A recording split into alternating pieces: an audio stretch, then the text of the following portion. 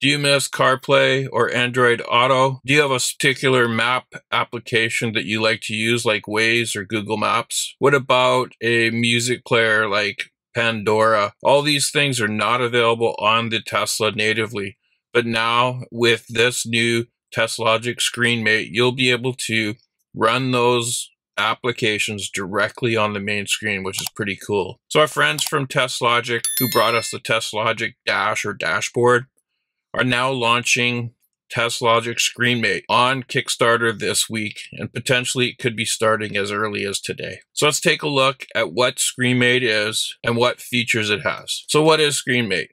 ScreenMate is a hardwired video decoder running on Android 14 that allows you to connect any HDMI output device like a video player or game player directly on the main screen of your Tesla. That's pretty cool. No other device does this. You'll also be able to run other apps. So some of the apps that you could run on this are games, CarPlay, maps, messaging, and music.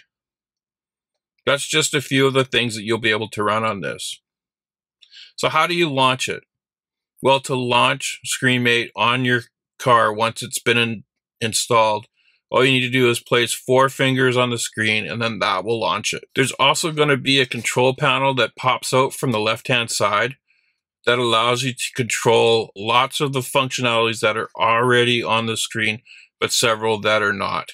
So you'll be able to control the temperature, turn on the heated seats, adjust the seat positions, open the doors, adjust the mirrors, precondition the battery, potentially turn on the lights. So I'm hoping that the control panel buttons are configurable, so that'll allow you to pick which ones you want to have, and the ones that you don't, you can just hide them and then have just the stuff that you need or shortcuts that you just want to have. That'd be pretty cool to have that at your fingertips.